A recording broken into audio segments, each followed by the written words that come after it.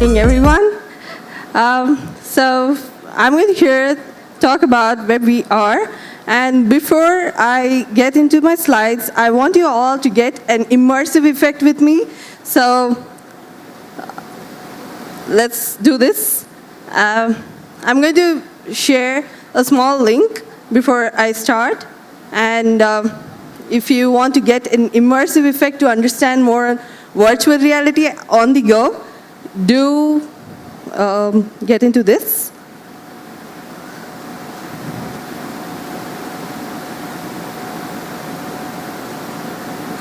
So, yeah, just put this link on any browser you want,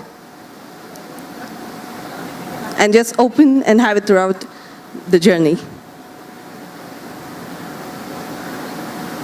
I just count from 5, okay? 5. It's just very small. Yeah. All right. 5, 4, 3, 2, 1. And here we go.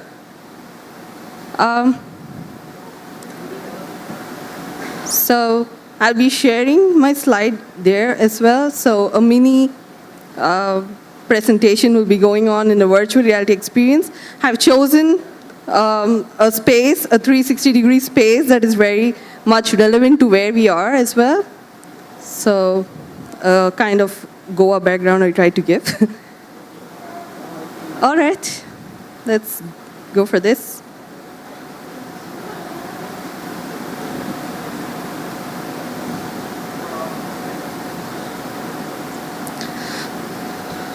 All right. So this is Bhuvana Meenakshi, and I am actually a Mozilla rep, and also I evangelize about VR, AR, and also extended reality. I also part of Wikimedia, and I research about the Indic women who work on Wikipedia and also try to bridge the gender gap. As a part of an NGO called Center for Internet and Society. I also part of various projects by Mozilla, like A-Frame, Mixed Reality, and I contribute for the same. And thanks React India for calling me here. It's not just for selecting my CFP, but also for helping me to study about React as well. Because when I really wanted to be for this conference, I found the theme to be as React.js. And I was like, little clueless about it, but then I thought, something that I like about is VR and AR. Let me try to associate the tech with React and see how it's going to happen. And that's how, I think my passion has brought me here. And one more thing, heads up for, sorry. So I'm also an entrepreneur. I run this company called Lumos N, and this caters virtual and augmented reality-based applications as well. So WebVR. So we'll go by the system of book education, wherein we have to tell the definition and then we go for the descriptions and stuff. All right. So VR is, these are like buzzing words that's coming up. Why should they come up in first place? So I just thought, how come humans are different from the other species? Why are we different from other species? So when I thought on various aspects, we have a mutual connection between other species and us in various ways, like for living or for hunting or for, doing between right and wrong and everything. But there's one particular thing that's, going to make us distinctive from others. That is the study of evolution. So no other species on this earth, studies about its own evolution other than, we humans, right? So we humans, as in a next step of another huge revolution, what did we do? We thought about the evolution of another device which is in our hand, right? So that's how we started with mobile phones, how to make our communication even more interesting and also with the high tech that's coming in. So we just thought how to redefine the experience we get on a mobile phone. So we started with the keypads, and then we thought it can be even more better, and we brought internet into the phone, and we made them smart, and we're making them smarter and smarter every day. So this particular tech which I'm going to talk about, it's not some fancy tech that's just, come up, but it's going to be as old as, 1950s, where 1950s is in where the Sensorama 3D phones were discovered, and right from there, the research was going on, and just that now we talk about it because it's become even more buzzing, and also like people wanted to access it more easily, and we needed that feel, that experience of an immersion. So that's why we wanted to go for something that's going to keep us even more engaging. So that's how we derived to VR, which is virtual reality. So VR is just a virtual space with virtual objects, and it's going to take you, like isolate you from the real world, and you're going to access those objects in the virtual environment only. So these objects are like going to give you kind of an immersive effect inside a space. Like if you're in an office, you want to play, and you want to just take a table tennis, and you want to just play, make a virtual room, and you're going to play it. So that's like also reducing a lot of resources, and also the space is going to be more interactive.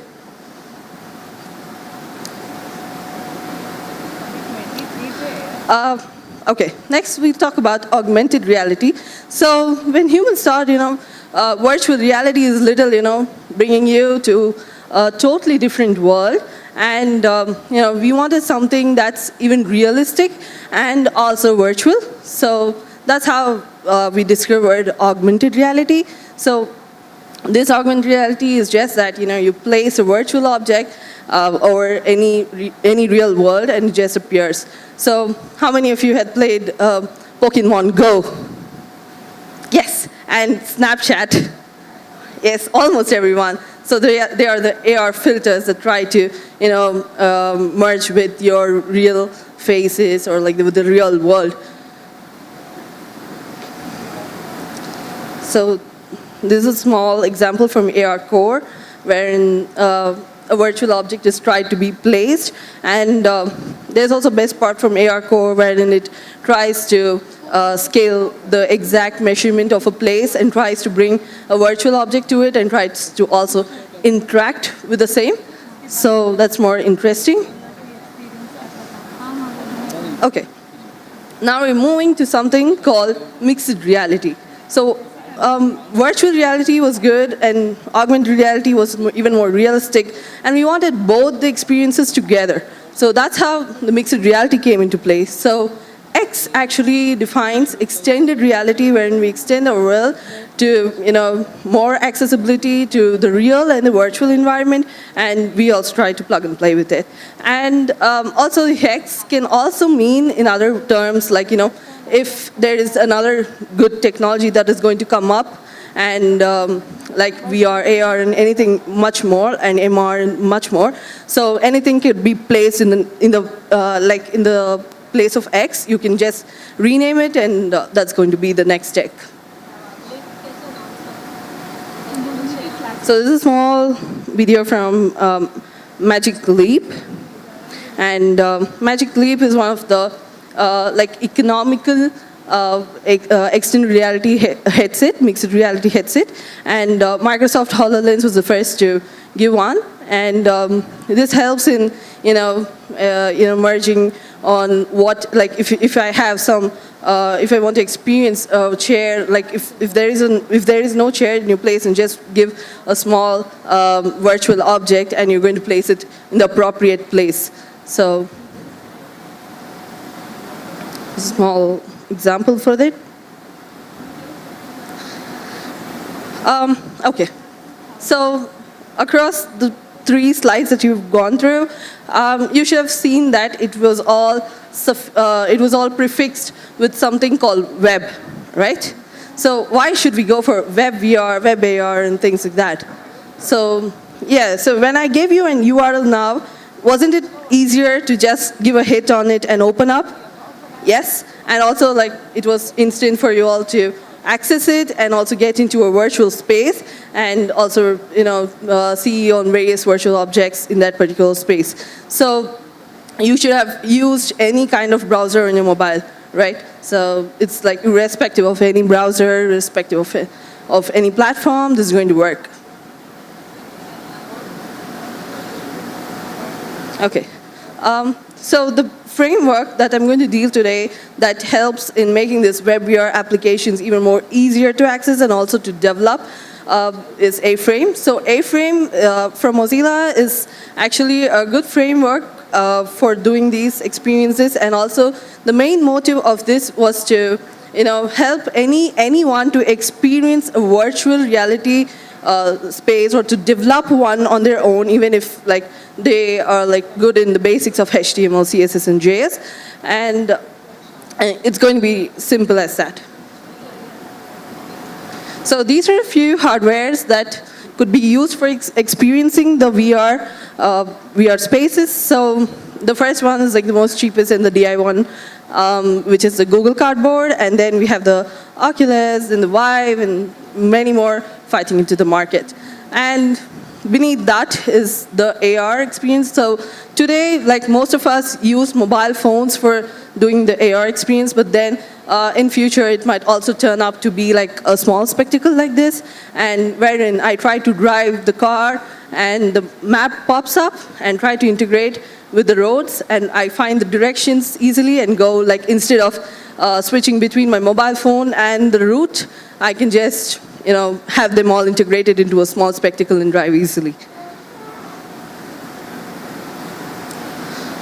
So in most of the VR and AR ecosystems, I do not wish to distinguish here between a native app and a web app, but then how A-Frame can stand unique than the other WebVR-based frameworks is what I'm going to deal with. So when you use A-Frame, it's going to be really frictionless, wherein there are no gatekeepers. When you have to use any other tool, you have to keep giving on permissions, and you need to keep on installing extra extensions and things like that.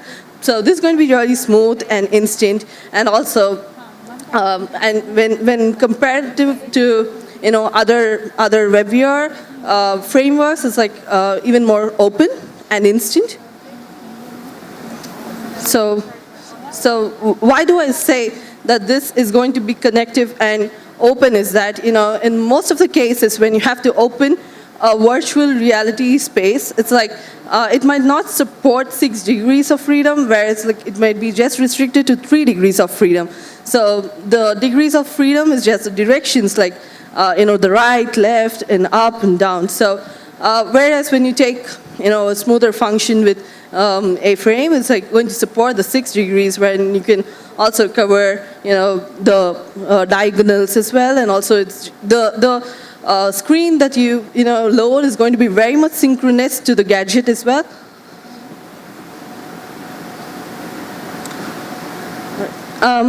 So the reason why it is smooth enough to give this flow of 6 degrees of freedom is because of the WebGL. So most of the browsers today are updated with the updated versions will support WebGL, and this is the basic reason why the rendering goes smoother and also going to affect the whole coverage of the virtual space.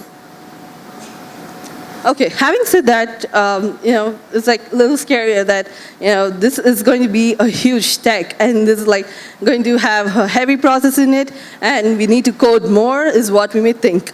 But this is what happens when you, for instance, if you have to tweak with a 3.js for making a simple WebVR scene, then it's going to take these many lines of code. Whereas if you want to do with A-Frame, so that's it, to do a simple WebVR, a Hello World kind of a small program. So this is just going to help you, and if you can just count, it's 13 to 14 lines of code, and that's it. And even if you see them in a more focused way, they are easier to understand. You understand that an A box stands for a cube on a 3-dimensional space, and so as other components.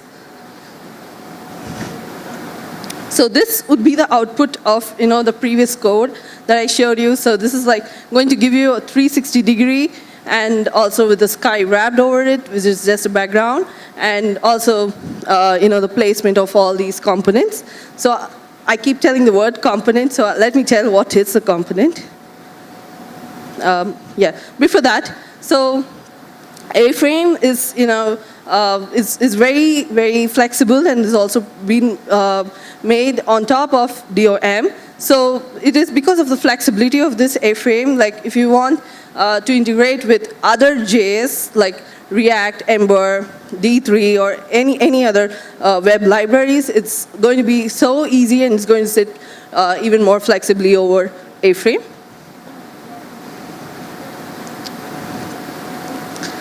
Okay, so there is this process called Entity Component System, ECS. So ECS is something that helps you in rendering of these components. So as React is helpful in the 2D web applications, and also that in React it is like it's going to generate like 60 FPS performance rate. But then when you have to come to WebVR, you have to render even more huge quantity of 3D models and also the environment. It's going to be pretty more huge. So that's where I'll tell you why there's a surprise, like why you have to go to A-frame and where do we integrate A-frame in React, and how these 3D models are going to support. So the entity component system is very simple to understand. For example, let me tell a missile that I want to launch and want to hit the target and it explodes, right? It sounds a little threatening, but still. So the missile, the components that I can use here is like a launch and the launch, the direction, and the sound. So these are all the components that can be integrated in an entity and also be input for it to take up the process.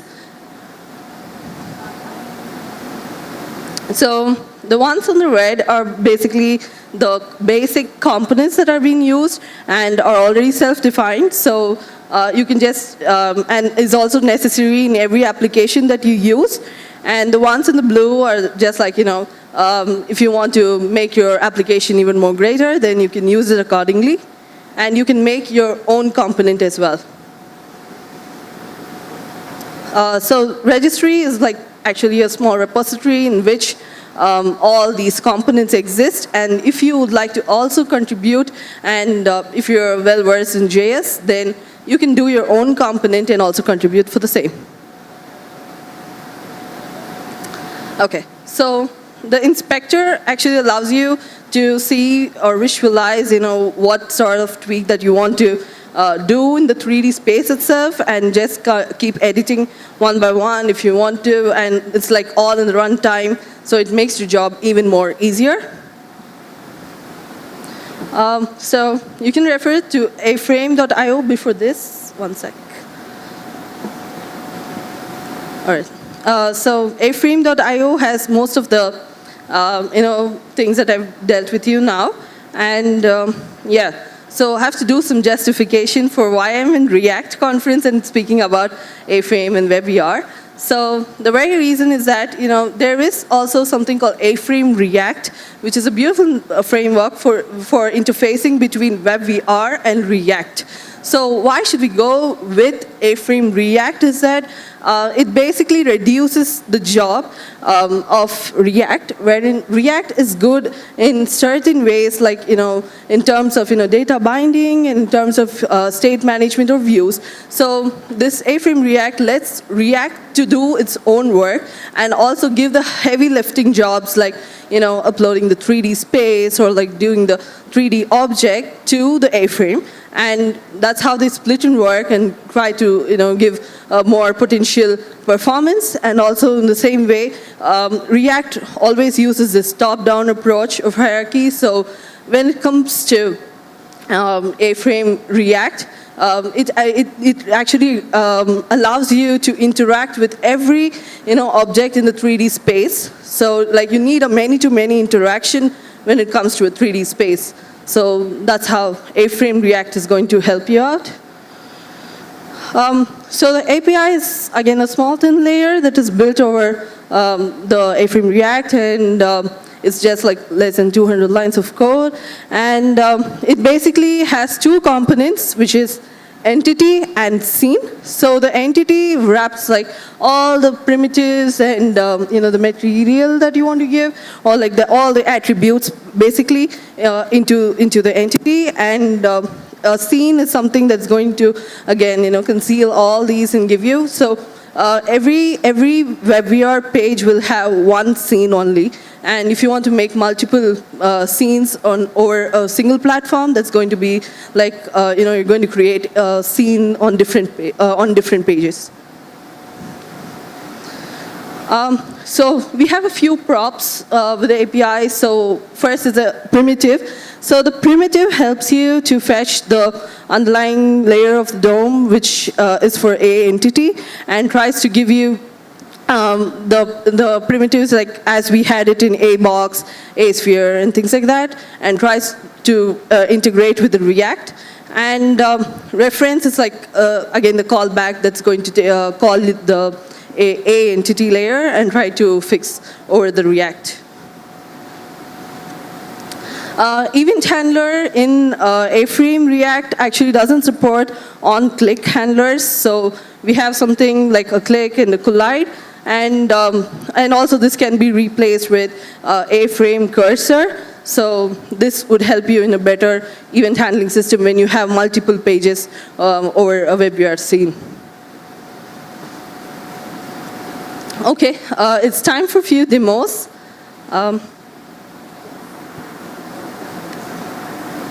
So I'm showing some exclusive demos that were made out of React and A-frame React. So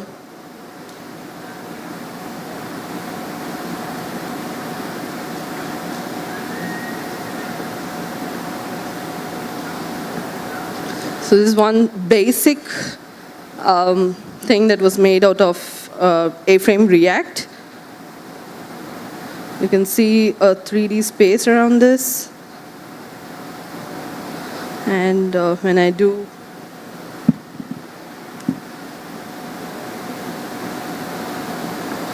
Control-Alt-I, yeah. So now you can see the different components here which is being used. And when I choose a particular entity, it just shows me where I am, and it tells me where do I need to tweak, and I can just change them on my runtime itself and experiment it out.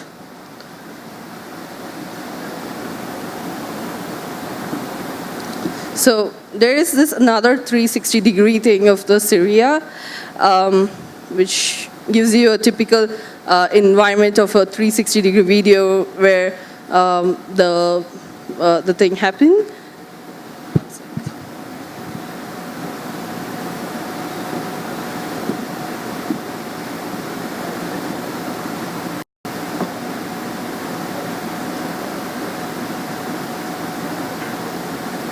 Is the sound on? Yeah.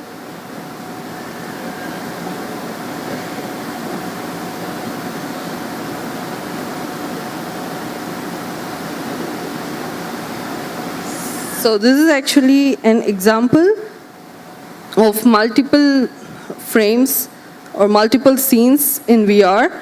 So once I interface with every frame, it gives a more descriptive way of the place.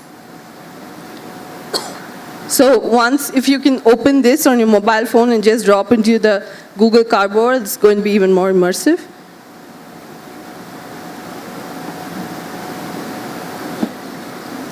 So there are various other frames.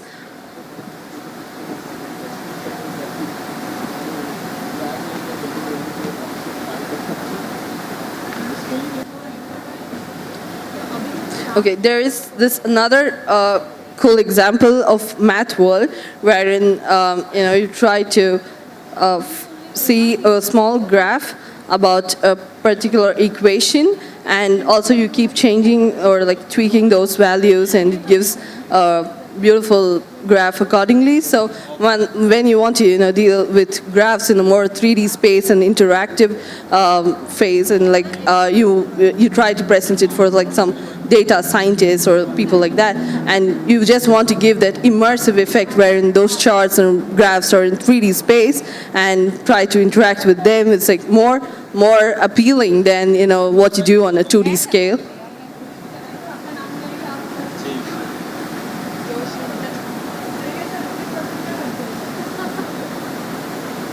So yeah, so without a small introduction about the hubs, I just happened to get into it.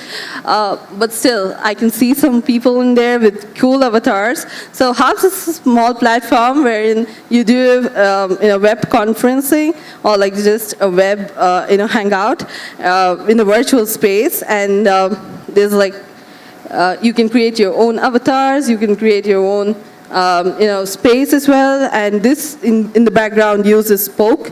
So if you can at some point go through Spoke and create your own virtual 360-degree space, then that's going to be really awesome the way you want it to be.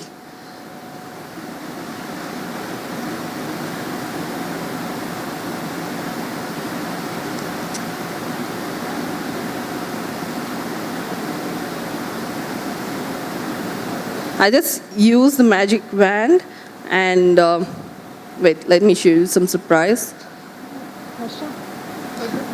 Okay, so are you people all tired? Yes. So at least that I want to revamp your energy before I leave you all to Tanai. So here's a cheeseburger from my side, and enjoy the cheeseburger in the virtual space. Yeah. So. These are a few resources that you can refer to for exploring more on the virtual augmented or like mixed reality. And these are some of the social handles of the frameworks and also the communities that work on the same. And this is where you can get in touch with me. And if you want to do some cool projects along, then I would be happy to help. Okay, before we leave, before I leave, let's do a small party in a VR style. So it would be more good if it's with the audio. Hope it works. Got it. Finally. Except for you. And you know who you keep partying in the VR style, and that's it, folks. Thank you very much. And you're getting older. I promise you this, you're getting older. And there's improvements unless you're such a win. Recording was brought to you by Twilio. We allow you to integrate different means of communication such as video, chat, or SMS into your React applications. If you want to learn how you can send SMS directly from a React chat, check out this video on the right or go to our Twilio YouTube channel. And if you want to watch another React India talk, we picked one out just for you over here on the left. Thanks for watching!